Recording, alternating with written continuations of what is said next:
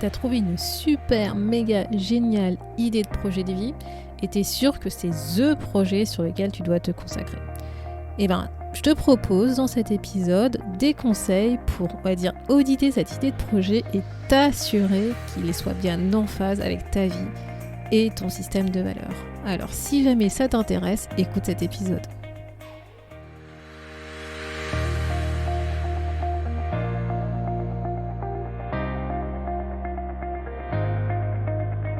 Bonjour à tous et à toutes, vous êtes sur le podcast Le quart d'heure d'Inspire Action. Moi c'est Wefa, votre coach en transformation de vie. Chaque semaine, retrouvez dans ce podcast des outils pour développer votre self-awareness, des actions à réaliser pour démarrer votre transformation, ainsi que des témoignages de personnes comme vous et moi qui ont décidé de devenir l'architecte de leur vie. Alors, installez-vous tranquillement et prenez de quoi écrire. Hello la communauté et bienvenue dans cet épisode numéro 36. Dans cet épisode, ce qu'on va voir, en fait ce que j'ai envie de te proposer, c'est comment est-ce que tu peux aligner ton projet, que ce soit un projet pro ou un projet perso, avec ta vie, avec les différents domaines de ta vie. Pourquoi ça ? Parce qu'en fait,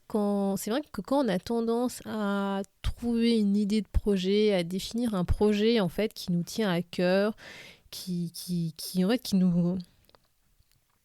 nous motive, qui va nous animer, et qu'on est persuadé que c'est THE projet, c'est le super projet qui va nous permettre justement qu'on pense qu'il va nous permettre d'accéder à ce qu'on a envie dans notre vie.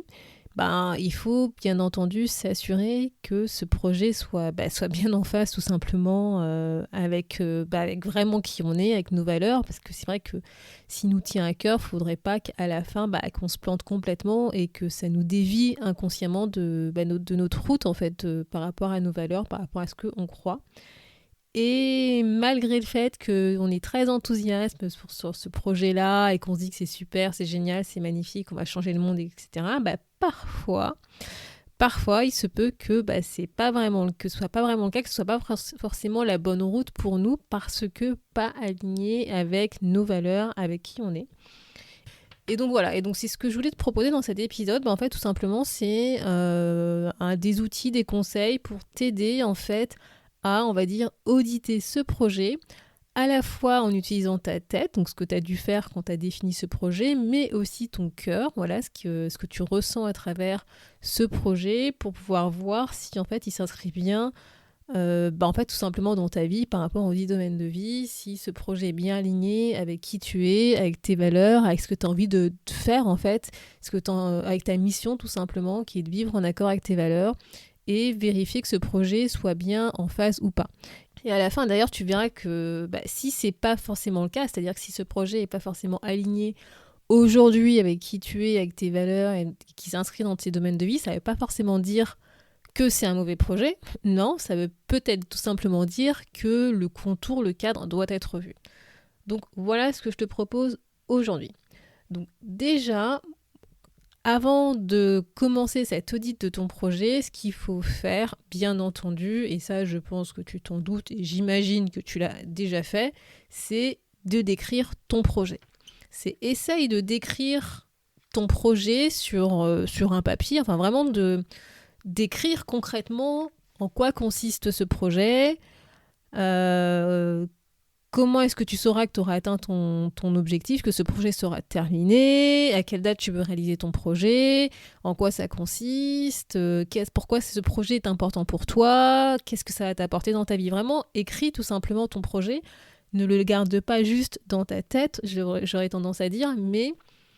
commence à le concrétiser dans le sens, mets-le sur un papier, mets-le par écrit. C'est, voilà, comme je disais, c'est quoi ton projet concrètement ? Est-ce que tu peux le décrire sur un papier ? Si tu devais l'expliquer à quelqu'un, à un ami, à un pote, voilà, comment est-ce que tu le décrirais ? Comment tu sauras qu'à la fin, que ce projet, tu l'as fini, en fait, qu'il s'est réalisé, que tu l'as bien atteint, qu'il est terminé ? Quand est-ce que tu veux atteindre ? Quand est-ce que tu peux réaliser ce projet ? Est-ce que c'est un projet court terme, moyen terme, long terme ?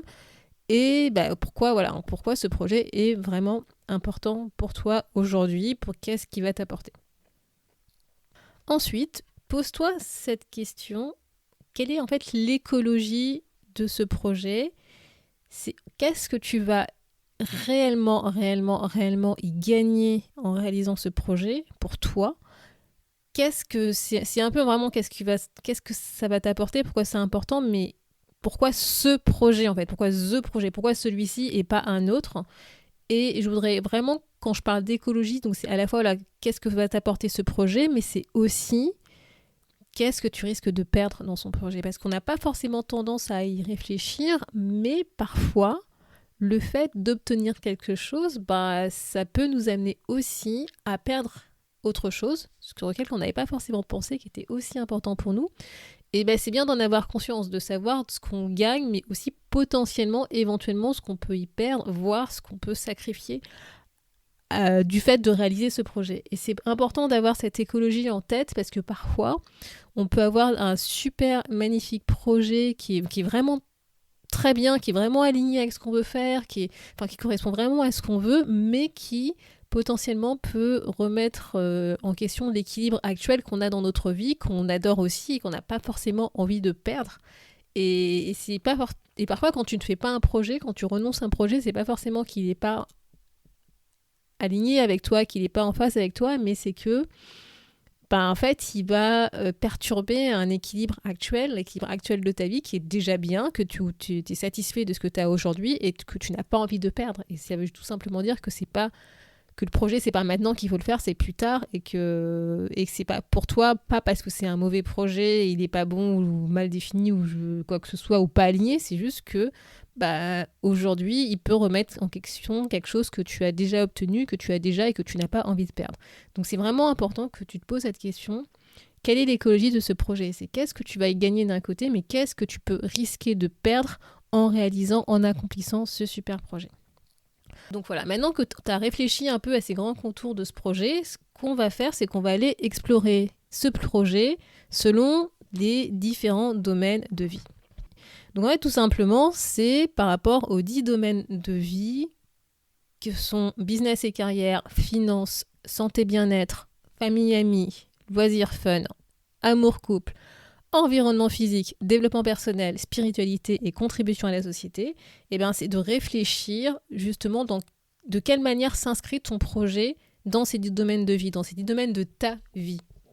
En fait, vraiment, c'est que tu prends une feuille et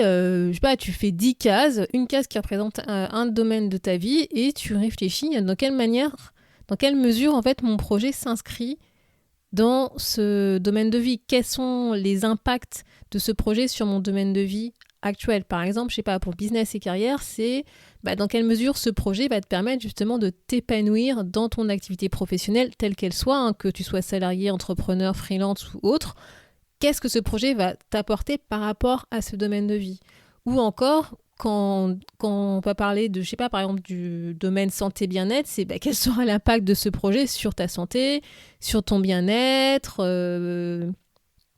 sur est-ce qu'éventuellement tu vas devoir sacrifier de ton sommeil pour le faire, si oui, combien de temps ? Tu vois, c'est vraiment réfléchir à comment est-ce que ce projet va impacter ce domaine de vie. Ou je vais en prendre encore un autre, je sais pas, par exemple, c'est quel bénéfice tu tireras toi de ce projet sur le plan de développement personnel ? Qu'est-ce que tu vas apprendre ? Qu'est-ce que ça va t'apporter ? Comment est-ce que tu vas grandir grâce à ce projet ? C'est vraiment que tu te poses et que par rapport aux 10 domaines de vie, que tu réfléchisses qu'est-ce que ce projet va t'apporter, qu'est-ce qu'éventuellement il va remettre en cause,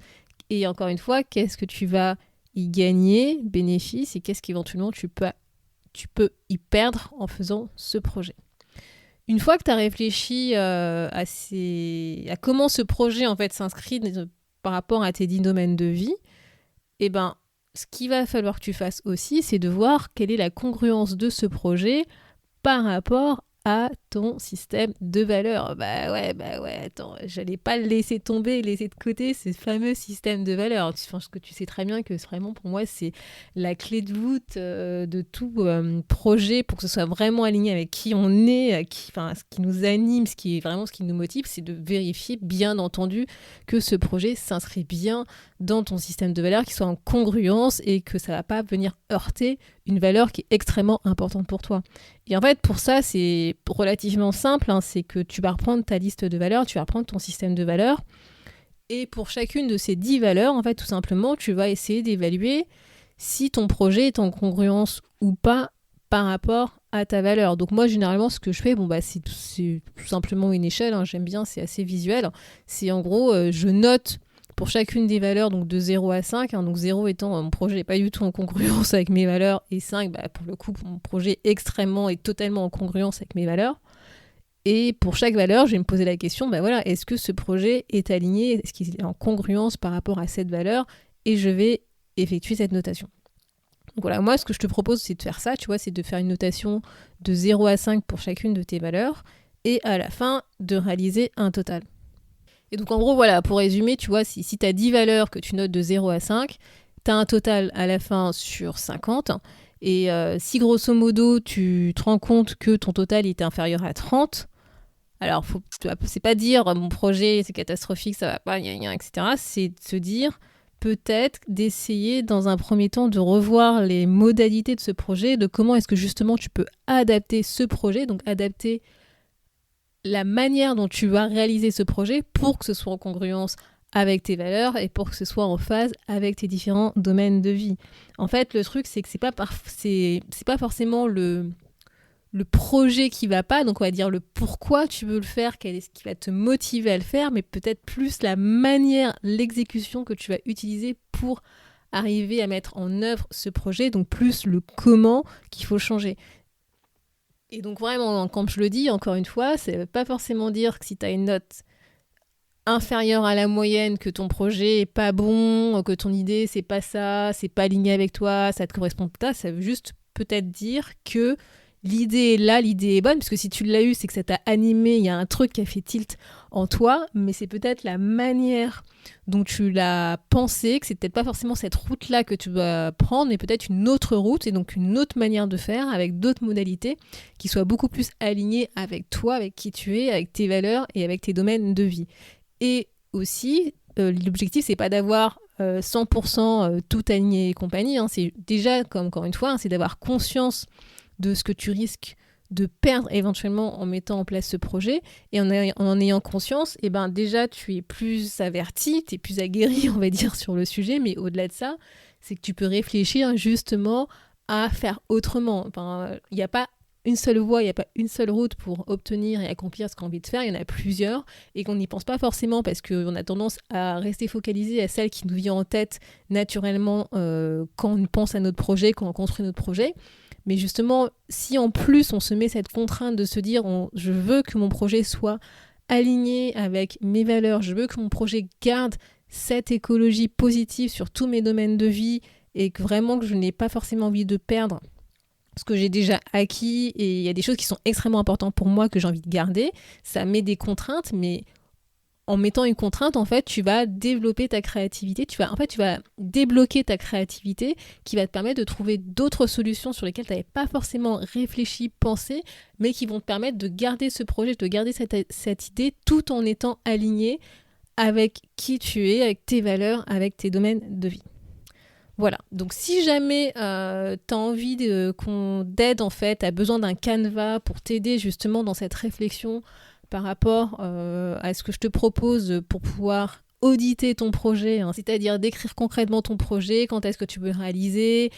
quelle est l'écologie du projet, de réfléchir un peu à ton projet par rapport aux 10 domaines de vie, d'évaluer la congruence de ton projet par rapport à ton système de valeurs. Donc si jamais tu as besoin d'un cadre pour ça, n'hésite pas à aller à l'adresse wefabagidi.com/podcast-36 où je t'ai préparé tout simplement une fiche challenge pour t'aider dans cette réflexion. Donc vraiment, ce que je veux que tu retiennes en fait de ce que je viens de te partager, c'est qu'il est important en fait d'avoir conscience de l'alignement en fait de ton projet avec tes valeurs et tes domaines de vie. Je me répète et je vais le répéter, mais c'est vraiment important, c'est que tous les domaines de vie sont connectés, sont interdépendants, même si on n'y pense pas, même si on s'en rend pas compte dans notre quotidien. Et si en fait ton projet ne s'aligne pas totalement dans ta vie tout simplement, en fait c'est ça, si ton projet ne s'aligne pas par rapport à toi et dans ta vie, ça signifie pas forcément que ton projet est mauvais, hein, encore une fois c'est le pourquoi, mais c'est peut-être qu'il faut que tu revoies le chemin, donc le moyen, la manière d'y arriver, donc le comment pour répondre à cette mission, à ce projet qui te tient à cœur. Et encore une fois, rappelle-toi qu'il n'y a pas qu'une solution, il y a plusieurs solutions possibles, il y a plusieurs chemins possibles et tous nous amènent au même endroit, c'est-à-dire à vivre notre mission de vie. Alors, bien entendu, si ton projet il obtient une note genre de 5 sur 50, j'aurais tendance à penser qu'il y a peut-être un vrai problème dans la définition de ton projet. Donc voilà, donc si vraiment ton projet il obtient une note catastrophique quand tu vas faire cette évaluation, propose-toi vraiment des questions si tu veux vraiment réaliser ce projet, parce que par rapport au niveau d'effort que tu vas fournir pour trouver le chemin, tu auras peut-être une idée qui sera peut-être plus sympa, plus intéressante à mettre en œuvre. Donc j'espère que cet épisode t'a permis de voir, de comprendre un peu quel est l'intérêt justement de faire un peu cet audit quand on a un projet en tête qui est super important pour nous, qu'on a l'impression que c'est vraiment ce projet-là qu'on veut faire, mais de se prendre quand même du temps pour regarder comment est-ce qu'il s'inscrit dans notre vie et comment est-ce qu'il est en congruence par rapport à notre système de valeurs. Voilà, j'espère vraiment que tu as compris l'importance de faire cet exercice. Et surtout, si jamais tu as des questions, t'hésites pas à m'écrire, je suis là pour t'aider. Merci d'avoir écouté le podcast Le quart d'heure d'Inspire Action. Et surtout, n'oublie pas, ce podcast est fait pour toi, pour t'inspirer à passer à l'action maintenant pour changer ta vie. À la semaine prochaine pour un nouvel épisode.